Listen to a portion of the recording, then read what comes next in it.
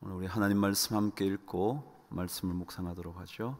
창세기 13장 14절에서 18절까지 하나님의 말씀을 읽겠습니다. 창세기 13장 14절에서 18절까지 저와 함께 교독하도록 하죠. 롯이 아브람을 떠난 후에 여호와께서 아브람에게 이르시되 너는 눈을 들어 너 있는 곳에서 북쪽과 남쪽 그리고 동쪽과 서쪽을 바라보라.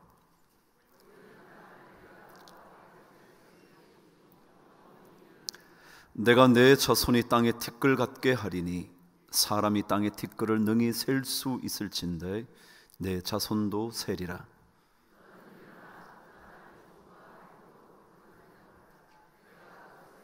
함께 읽으시죠. 이에 아브라함이 장막을 옮겨 헤브론에 있는 마므레 상수리 수풀에 이르러 거주하며 거기서 여호와를 위하여 제단을 쌓았더라. 아멘. 아마 이 창세기 본문은 아마 수도 없이 들었을 가능성이 있죠. 목회자라면 반드시 이 본문을 설교했을 것 같고요. 또 수년 동안 신앙생활을 해오셨다면 이 말씀을 듣지 않은 적 없을 것 같습니다. 제가 일부에도 그런 얘기했지만 목회자로서도 이 본문이 자주 만나는 본문이라 사실은 자주 만날수록 부담스러운 게 사실입니다. 똑같은 내용일 수 없잖아요, 그렇죠? 똑같은 말씀이지만 똑같이 전할 수만은 없잖아요, 그렇죠? 그래서 이런 본문을 만나면 더 묵상하게 되고 더 어떻게 말씀을 전해야 할지 기도하게 됩니다. 이스라엘 백성의 역사는 창세기 12장부터 시작된다고 그럽니다. 왜냐하면 이스라엘 백성의 조상이라고 불려질 아브라함의 이야기가 창세기 12장에 등장하기 때문에 그렇습니다. 그래서 이스라엘의 역사를 묵상하려면 아브라함의 이야기부터 읽어야 하는 겁니다. 아시는 바대로 아브라함은 그의 본토 친척 아비집을 떠나 하나님의 지시하는 땅으로 오게 된 사람이었죠. 그 처음부터 말씀을 드리자면 잘 아시는 바대로 갈대아 지역의 우르라는 곳에서 옮겨오고 옮겨와 서쪽 지역 하란에 정착을 합니다.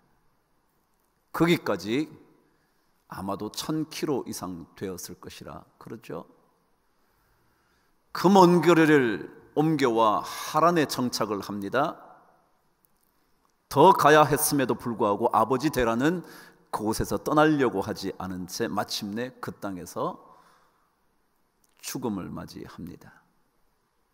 아버지의 죽음 이후에 아브라함은 하란을 떠나 주님께서 말씀하신 그 땅을 찾아옵니다. 하란에서 가나안 땅까지는 600km가 넘습니다. 아브라함이 그의 조카들 그리고 모든 친척들을 데리고 하란을 떠나 가나안 땅 첫 번째 발을 디뎠다고 기록된 곳이 세겜이라는 지역이었습니다. 정착하려고 했지만 그리 쉽지 않았던지 그들은 다시 장막을 옮겨 베델이라는 지역으로 내려갑니다. 그러나 얼마 지나지 않아 그 땅에 기근이 생기자 모든 가족들을 데리고 애굽이라는 남쪽 지역으로 완전히 내려가죠. 그런데 그곳에서 자신의 아내를 누이라고 속이는 사건 때문에 애굽 왕과의 관계가 불편해지자 그는 다시 애굽을 떠나 이스라엘 땅의 최남방 지역인 네게브라는 지역을 지나 또다시 찾아온 지역이 베델이었습니다. 네, 아시는 바대로 그 베델에서 그들은 마침내 멋진 정착을 이룬 것 같습니다. 왜냐하면 그곳에서 아브라함의 목자들과 롯의 목자들이 더 양떼, 소떼, 가축을 칠 수 있는 공간이 모자랄 정도로 부유해진 것 보면 아마도 그곳에서 가장 멋지게 정착을 이룬 것 같습니다. 그런데 그곳에서 충분한 목축지를 얻지 못하자 목자들 간에 갈등이 생겼고 마침내 그 두 사람은 갈라지게 됩니다. 롯에게 아브라함이 얘기했던 것 기억나시지 않습니까? 네가 좌하면 내가 우할 것이고 내가 우측을 선택하면 나는 좌측을 선택하겠다고. 그리고 드디어 그들이 결별을 하고 롯은 요단강 동편 지역을 바라보았을 때 마치 여호와의 동산처럼 물이 넉넉한, 그리고 성경 표현에 의하면 소알 땅까지 넉넉하게 물이 있는 그곳을 찾아갑니다. 여러분 그렇잖아요. 사람들이 볼 때 그쪽이 괜찮아 보인다면 제 눈에도 그렇게 보였을 겁니다. 롯이 바라본 땅이 멋진 땅이었다면 아브라함이 바라보았을 때도 멋진 땅이었을 것 같습니다. 근데 비록 조카에게 양보하는 말을 했지만 선뜻 그 땅을 찾아가 버리고 난 그 다음 아브라함은 조금은 허탈했을지도 모르고, 조금은 상심했을지도 모르고, 조금은 불편한 마음이 있었을지도 모르겠습니다. 어쨌거나 결국 아브라함은 요단 동편을 선택하여 간 롯과는 달리 요단 서편을 선택을 합니다. 그 베델에서 갈라진 이후에 아브라함이 장막을 옮겨 헤브론으로 왔다고 오늘 성경은 기록을 합니다. 헤브론은 베델보다 남쪽 지역입니다. 요단강을 중심으로 요단강이 한참 내려온 마지막 부분에 사해가 있습니다. 그 요단 동편이 롯이 선택한 땅이었습니다. 이스라엘 가보시면 이스라엘 지형이 이렇게 산맥으로 중앙이 되어 있습니다. 그 산에서 오른쪽을 내다보면 아래쪽으로 가죠. 그래서 아마도 소돔과 고모라 소알 땅 그 지역은 베델로부터 한참 남쪽 동편에 있습니다. 그러니까 거기까지 물이 넉넉하게 있었다고 성경은 기록하죠. 그 땅을 차지해 가자 아브라함은 베델이라는 그 지역에서 아래쪽으로 헤브론이라는 지역에 온 겁니다. 여기까지가 오늘 본문 13장까지의 아브라함의 여정입니다. 근데 이 여정을 살펴보면 그가 장막을 열기 시작했던 그곳, 정착을 하려고 했던 그곳, 그 순간마다 중요한 자리라고 생각되면 아브라함이 반드시 한 것이 있었습니다.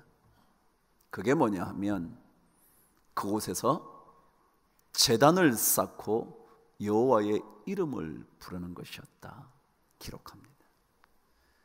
첫 번째 그들이 하란에서 이 땅으로 내려온 첫 번째 지역이 세겜이라고 기록되어 있는데 그 세겜에서 아브라함은 하나님의 이름을 부르며 제단을 쌓습니다. 그리고 조금 더 지나 다시 내려온 지역 베델, 그곳에서도 그들은 또다시 여호와의 이름을 부르며 제단을 쌓습니다. 기근 때문에 애굽에 내려갔죠. 사건이 생기자 다시 옮기게 됐죠. 다시 옮기다가 올라온 적이 또다시 베델이었습니다. 거기에서 또다시 제단을 쌓습니다. 그리고 다시 그 베델에서 헤브론으로 내려온 다음 오늘 본문 18절은 이렇게 기록되어 있습니다. 함께 읽어 보시겠습니다. 시작. 이에 아브라함이 장막을 옮겨 헤브론에 있는 마므레 상수리 수풀에 이르러 거주하며 거기서 여호와를 위하여 제단을 쌓았더라. 자, 제가 그랬죠. 세겜, 베델, 다시 되돌아온 베델, 옮겨 내려온 헤브론, 여기까지 계속해서 그가 절대로 놓치지 않고 있었던 것 하나가 바로 제단을 쌓는 일이었습니다. 그렇습니다. 아브라함에게 가장 중요한 일은 하나님을 찾는 것이었습니다. 하나님을 만나는 것이었습니다. 하나님의 이름을 부르는 것이었습니다. 그렇습니다.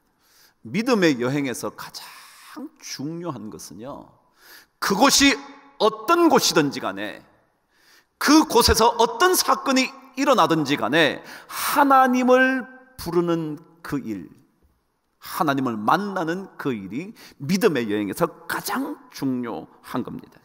믿음의 여행에서 결국 믿음의 기초가 무엇인지를 확인해 보는 것, 점검하는 것이 가장 중요한 사건이죠. 그래서 우리는 이렇게 물어야 하는 겁니다. 믿음의 여행을 하는 여러분과 저의 삶의 사건 속에서 우리는 하나님을 찾는가라는 것입니다. 아브람처럼 억울한 마음이 드는 그 순간에 아무리 삼촌이 네가 먼저 선택해, 네가 오른쪽을 선택하면 내가 왼쪽을 선택해 주마 라고 말했다 할지라도 그 말을 듣자 먼저 선택해 가버린 그 조카에 대하여 불편한 마음이 좀 있었을 겁니다. 그러나 그럼에도 불구하고 그 불편한 마음을 가지고 옮겨간 헤브론에서 그가 한 일은 하나님의 이름을 부르는 것이고 하나님을 위하여 제단을 쌓는 것입니다. 그리스도인들은 믿음의 여행을 하는 동안 눈물을 흘리는 사건 속에서도 하나님을 보고 있어야 합니다.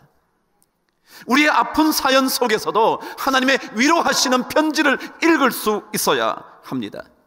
지독히도 풀리지 않는 숙제 앞에서도 하나님의 이름을 부르며 제단을 쌓을 수 있어야 합니다. 그래서 믿음의 여행이란 그 여행 가운데서 일어난 수많은 일들, 사건, 시간들 속에서 하나님을 만나보는 총합을 가리켜 믿음의 여행이라 하는 겁니다. 그래서 믿음의 여행에서 기초는 우리의 삶이 부요하게 된다든지, 우리의 삶이 뜻대로 잘 풀려나가게 된다든지, 내가 원하는 바 소원들이 하나둘씩 차근차근 해결된다든지, 그 문제보다 더 먼저 하나님을 위하여 제단을 쌓아 그분과 만나보는 그것이 바로 믿음의 여행입니다. 고난 중에서도 하나님을 만나고 눈물 중에서도 하나님을 예배하고 원치 않는 갈등을 겪으면서도 하나님을 찾는 겁니다. 그것이 바로 믿음의 여행이죠. 오늘이 믿음의 여행 26번째거든요. 25번의 설교를 마치고 또다시 시작하게 되는 26번째에 제가 제목을 잡은 것이 믿음의 여행, 거기에 기초를 다잡아야 한다. 기초를 다시 한번 기초를. 믿음의 여행이 어떻게 멋지게 이루어질 것인가, 그것보다 더 중요한, 가장 중요한 기초, 기본기가 무엇인지를 확인해 보려고 하는 것이죠. 신앙과 믿음의 기초는 끊임없이 반복되면서 점검되어져야 하는 문제입니다. 왜냐하면 기초가 없이는, 그리고 기본이 튼튼하지 않고서는 곧장 변질되기 쉽기 때문에 그렇습니다. 너무 쉬운 이야기지만 프로 선수가 되기 위해서는 기초를 닦는 일에 그의 대부분의 훈련 시간을 보낸다 그럽니다. 유명한 선수임에도 불구하고 그들은 끊임없이 기초를 점검한다고 말합니다. 왜냐하면 그 기초가 한번 흔들리고 나면 조그마한 변화에 의하여 엄청난 결과들이 나타나기 때문에 그렇다는 거죠. 조금만 폼이 바뀌었는데 제대로 할 수 없게 된다고 하는 경우가 참 많이 있지 않습니까? 제가 미국에서 목회할 때 저희 교회에 우리나라 국가대표 테니스 선수가 있었습니다. 여러분들은 이형택이라는 사람만 기억하실지 모르지만 김봉수라는, 제가 기억을 잘못해서 일부는 박봉수라 그랬더니 우리 박 목사님 문자를 보내서, 목사님 그 테니스 선수는 김봉수 같습니다. 그때 아니나 다를까 제 아내도 오더니 당신 김봉수예요 그러더라고요. 김봉수라는 테니스 선수 국가대표가 있었습니다. 그 선수한테 제가 테니스를 배웠거든요. 배웠는데 재미없어 못하겠더라고요. 이유는 하루 종일 똑같은 것만 시키는 겁니다. 오른발을 내밀고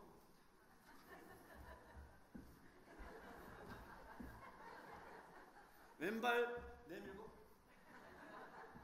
이것만 하는 거, 이것만. 우와, 미치겠더라고요. 왜요? 그렇게 기초를 쌓아놔야 어떤 속도로 공이 날아오든지 나도 모르게 발이 먼저 나가고 팔을 내밀 수 있는, 대부분의 선수들 아닌 아마추어들은요 자기도 모르게 팔만 나가요. 발이 안 나가요. 그래서 계속 발 내밀고 손 내밀고 발 내밀고 반복하는 거죠. 왜요? 기초가 중요해요. 그것이 전체이기 때문에 그렇죠. 믿음도 마찬가지죠. 그 기초가 흔들리기 시작하면 믿음의 여행은 전부 다 흙끝으로 바뀌어 버리기 쉽기 때문에 그런 거죠. 롯이 떠나고 베델에서 남은 지역인 헤브론 그곳으로 내려와서도 불편한 마음 가운데서도 아브라함은 여호와를 위하여 제단을 쌓았던 거죠. 그렇게 믿음의 선조들은 하나님을 찾는 일에 그들의 삶을 세워가기 시작을 한 거죠. 다니엘이 그랬죠. 왕외에 어떤 신들에게도 구하지 말라고, 구하는 경우에는 사자굴에 던지겠다고 라고 왕의 명령에 도장이 찍힌 것, 어인이 찍힌 것을 알고도 그는 전에 하던 그대로 기초를 쌓아온 거죠. 전에 해온 그대로 예루살렘을 향하여 난 창문을 바라보면서 하루에 3번씩 무릎을 꿇고 기도했다고 기록하죠. 죽음을 각오한 기도를 할 수 있었던 이유는 믿음의 기초가 견고했기 때문에 그렇죠. 상황이 바뀌었다고 그의 삶의 태도를 바꾸지 않습니다. 해온 기초대로 사는 거죠.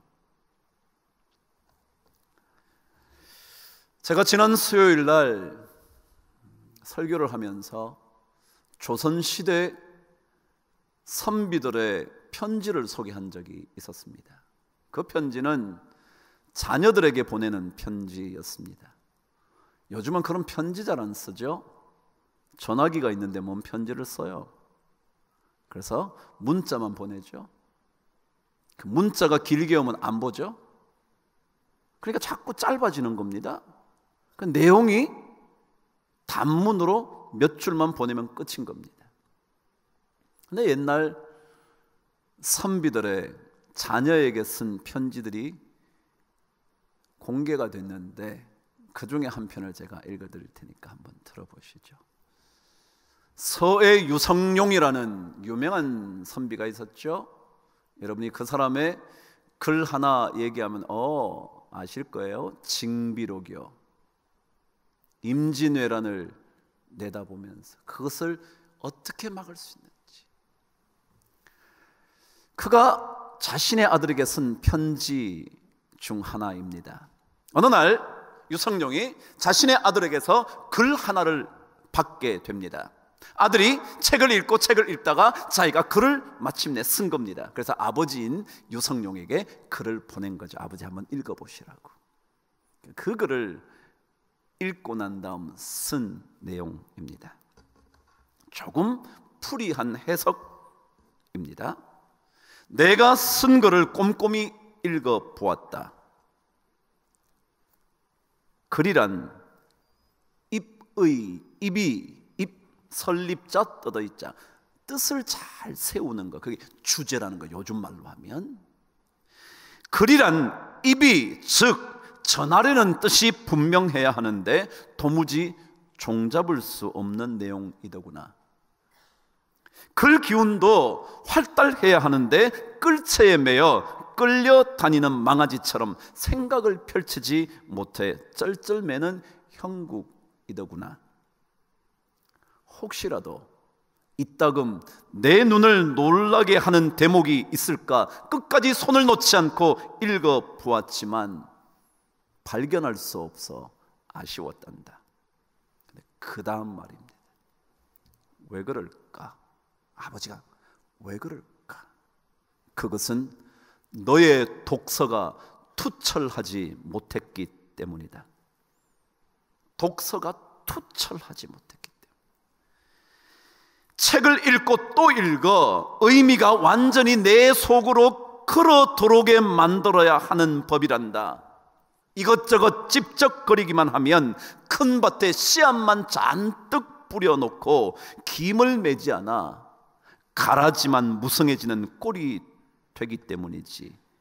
그러고서야 어찌 알찬 추수를 기대할 수 있겠느냐. 한 권을 읽어도 끝장을 봐야 한다. 북끝에서 찬바람이 쌩쌩 불어야 한다.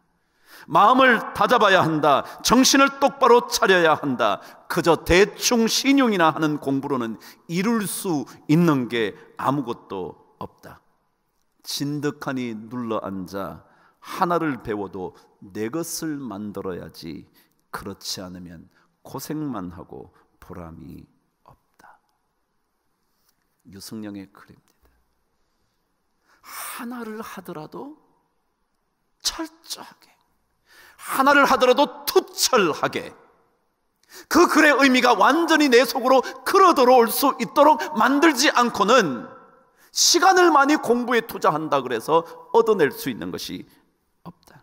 가라지만 무성해지는 밭이 될 수밖에 없다는 거예요. 신앙생활이 어떤 거냐면요, 이 기초에 튼튼해야지, 여기에 투철해야지. 사업이 잘 되고 안 되고, 자식이 잘 되고 안 되고, 공부가 잘 되고 안 되고의 문제가 아니라 어떤 상황에도 하나님을 찾는 그 일, 거기에 투철하면 얻어낼 수 있는 게, 알찬 추수를 할 수 있게 되는데, 우리는 그러지 못해서 이것저것 집착거리는 거 하는 거예요. 하나님을 믿지만 다른 것들을 수도 없이 건드려 보는 거예요. 그것이 나를 조금 도와줄 수 있지는 않을까 싶어서. 그런데 유성룡은 그렇게 말해요. 진득하니 한 가지에 몰두할 때 길이 생긴다고. 하나님을 만나겠다고 다짐했지만 조금만 억울하면 하나님을 금세 배신해 버리는 우리 삶 아닐까. 그래서 마음을 다잡아야 한다. 그래서 기초를 또다시 다져야 한다. 오히려 어려울수록 하나님의 이름을 부르며 믿음의 결실을 얻어내기 위하여 몸부림쳐야 한다는 거죠. 만일 이런 기초를 단단히 다잡아 놓고 나면 하나님의 이야기가 우리에게 이루어지기 시작하는 거예요. 그게 14절, 15절 첫 번째 이야기입니다. 읽어보실까요? 시작. 롯이 아브람을 떠난 후에 여호와께서 아브람에게 이르시되 너는 눈을 들어 너 있는 곳에서 북쪽과 남쪽 그리고 동쪽과 서쪽을 바라보라. 보이는 땅을 내가 너와 내 자손에게 주리니 영원히 이르리라. 무슨 말씀 같으신가요? 저는 이 말씀을 듣는데 갑자기 이 생각이 들었습니다. 동서남북을 바라보라는, 북쪽과 남쪽 그리고 동쪽과 서쪽을 바라보라는 말씀이 무슨 뜻일까?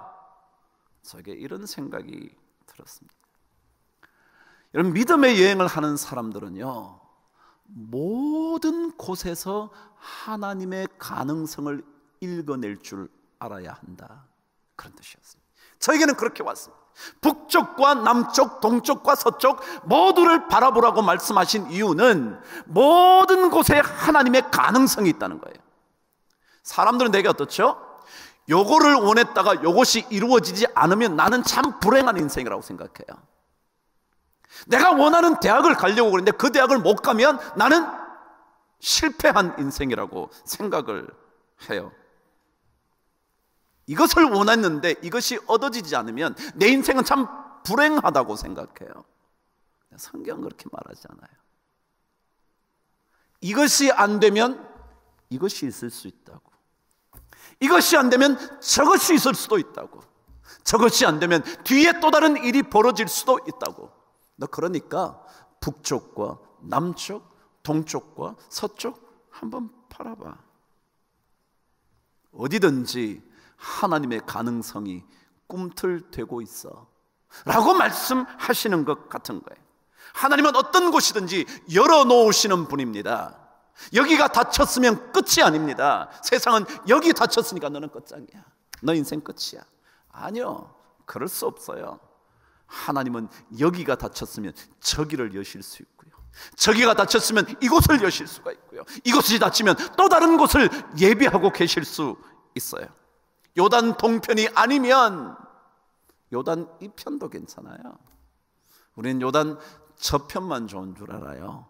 물이 자욱한 그곳만 좋은 줄 알지만, 그래서 그것을 얻지 못하면 우리 삶은 어떻게 해야 될지 염려할지 모르지만 하나님은 그렇지 않아요. 남쪽과 북쪽, 동쪽과 서쪽 어디든지 꿈꾸며 기도하면서 바라보면 그곳이 다 우리의 멋진 땅이 될 수 있다는 거예요. 그곳이 우리의 멋진 거처와 터전이 될 수 있다는 거죠. 그래서 우리는 동쪽이 막혔다고 절망하지 않습니다. 서쪽이 있을 수 있습니다.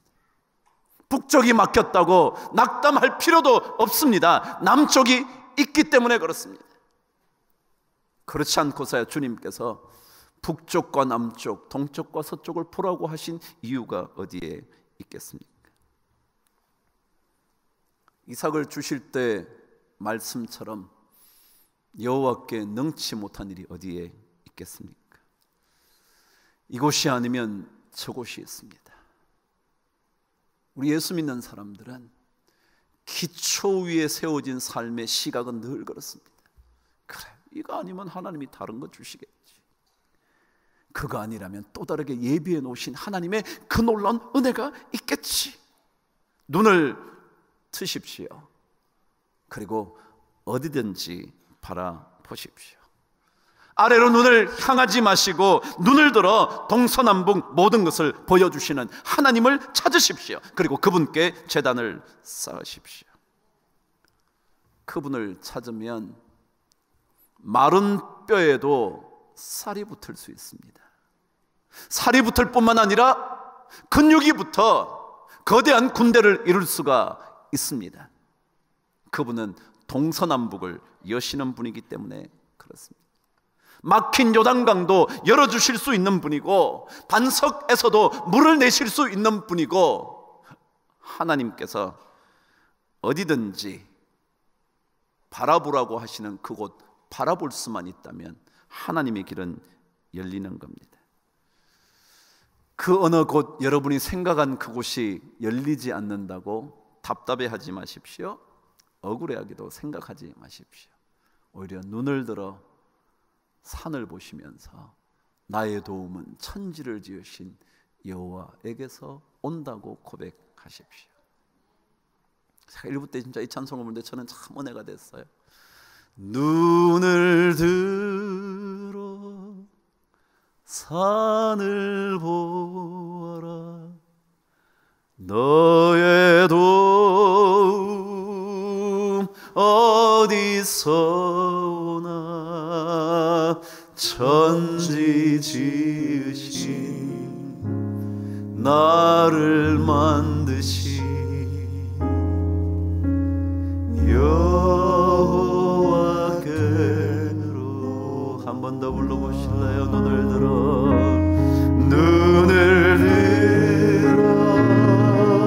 산을 보아라. 너의 도움 어디서 오나 천지 지으신 너를 만드신 여호와께로다.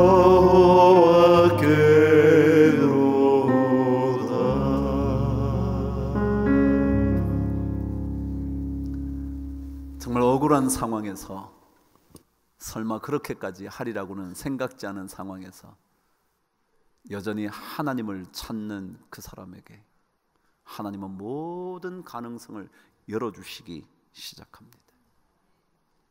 그 열어주시는 곳을 향하여 눈을 들 수만 있다면 하나님의 놀라운 복을 경험하게 될 거라고 오늘 성경 16절은 가르쳐 줍니다. 저와 함께 16절 말씀을 읽습니다. 시작. 내가 내 자손이 땅의 티끌 같게 하리니 사람이 땅의 티끌을 능히 셀 수 있을진데 내 자손도 세리라. 자, 자꾸 묻고 싶은 거예요. 여러분, 이게 무슨 말일 것 같아요? 그러면 먼지를 셀 수 있는 사람이 있나요? 없을 거예요. 어떤 과학자도 먼지를 셀 수 있을 가능성은 없을 겁니다. 만일 셀 수 있다면 너 자손도 셀 수 있을 거라는 말, 무슨 말일 것 같으십니까? 그럼 어떤 상황 속에서도요, 하나님의 가능성을 바라보면서 하나님께 제단을 쌓는 사람은 하나님의 측량할 수 없는 은혜를 경험하게 될 거다. 그 말씀을 읽긴 거예요. 그래, 하나님의 측량할 수 없는 은혜, 셀 수 없는 은혜, 생각한 것보다 훨씬 더 넘치는 은혜, 이걸 우리 그리스도인들이 기초를 잘 닦고 살 때 경험하게 될 거다. 티끌을 능히 셀 수 있다면 너 자손도 셀 수 있을 거야. 만일 셀 수 없다면 너 자손도 그처럼 많이 일어나게 될 거야. 제가 지난주에 우리 성도님 신방을 갔어요. 그분은 어떤 마음으로 말씀하셨는지 모르지만 저는 그 말씀을 듣다가 제 삶에 언제나 가졌던 생각을 다시 한번 또다시 확고하게 가지게 됐어요. 그분은 커피숍을 하는 우리 집사님 집이었는데 위쪽은 이렇게 오토바이 용품을 파시는, 그러니까 남편은 오토바이 용품, 아내는 커피숍을 하는. 그런데 5년 전에 그곳에 개업을 했는데 그때는 주변에 건물들이 없었다는 거예요. 주변에 건물들이 없으면 사람들이 많이 없으니까 커피가 많이 팔릴까요? 안 팔리겠죠. 근데 뭐라고 그러시냐면, 저희들이 열심히 하긴 했지만 곁에서 돕는 일들이 생겼습니다. 그러더라고요. 뭔데요? 그랬더니 옆에 유명한 회사 본사가 들어왔는데 거기에 직원이 3,400명이래. 장사 될 것 같나요? 네. 그분은 어떤 마음으로 말씀하시는지 모르지만 분명히 그분도 고백하듯이 그랬을 거예요. 그래서 저도 그랬죠. 그래요. 우리가 할 수 있는 것, 그것보다 더 많은 것들을 주실 수 있는 분이 하나님이에요. 로시 선택에서 갈 수 있는 그 물과 넉넉한 그곳, 그것보다 더 많은 것을 주실 수 있는 분이 하나님이십니다. 그분은 우리에게 넘치도록 하여 안겨주실 수 있는 분이십니다. 욥에게서처럼 갑절로 채워주실 수 있는 분이십니다. 사도 바울의 고백처럼 가난한 자 같으나 모든 사람을 부유하게 만들 수 있는 인생일 수 있습니다. 하나님을 찾기만 하면 그렇습니다. 하나님의 이름을 부르기만 하면 만나와 메추라기로 우리 입이 질릴 만큼 먹을 수 있을 겁니다. 정말 생각하고 구하는 것에 더 넘치도록 하실 그분이 우리 하나님이십니다. 우리가 측량할 수 없는 은혜, 이걸 받는 거죠. 이 은혜, 이게 바로 어떤 상황 속에서도, 억울한 상황, 꽉 막힌 그 상황, 저럴 수 있느냐고 생각되는 그런 환경 속에서도 하나님께 제단을 쌓고 나면 그 인생은 반드시 셀 수 없을 만큼의 은혜를 경험하게 될 겁니다.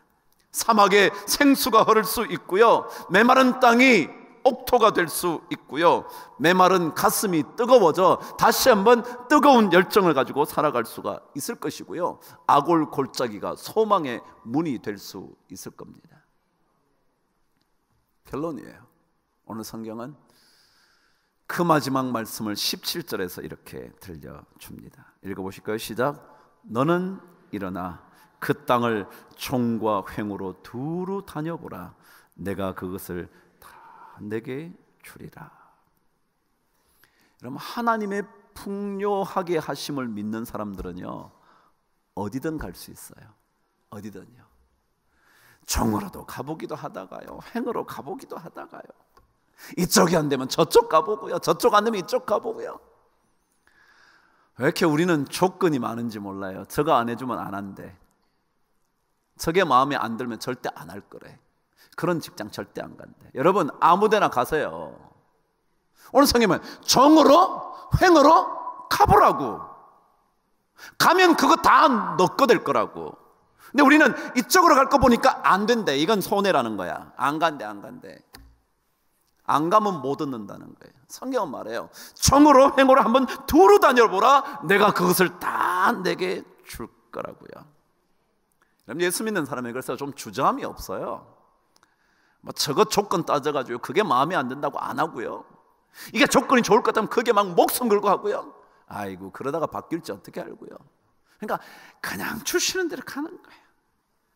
횡으로든지 총으로든지 주춤거림 없이 가는 거예요. 그것이 눈물의 자리여도 괜찮고요, 원망의 자리여도 괜찮고요, 분노의 자리에서도 일어나서 어디든지 갈 수 있는 용기가 생기는 거예요. 우리 그런 찬송 불러봤죠. 푸른 바다 나선이 몸. 그 다음 뭔데요?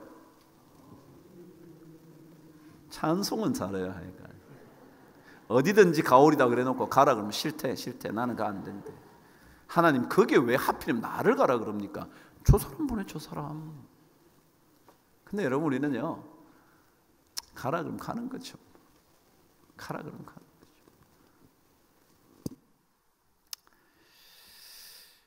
총이든 횡이든 가보십시다. 갈 수 있는 곳이라면 가십시다. 아니, 그곳이 하나님이 가라고 하시는 곳이라면 가보십시다. 가시면서 기초를 잘 다져놓기만 하면 하나님은 그 모든 것을 우리에게 주실 줄 믿습니다. 신앙생활 그런 거예요. 기초를 또다시 점검하는 겁니다. 기초를 다시 한번 확인해 보는 겁니다. 믿음의 여행에 이것저것 많은 것들을 원하는 인생일 수 있지만, 그러나 그것보다 먼저 기초를 다져보는 겁니다. 이것만 잘 해놓으면 오늘 아브라함에게 주신 이 놀라운 말씀들이 다 우리 것이 될 수 있지 않을까. 그런 복이 여러분에게 넘치게 되기를 바랍니다.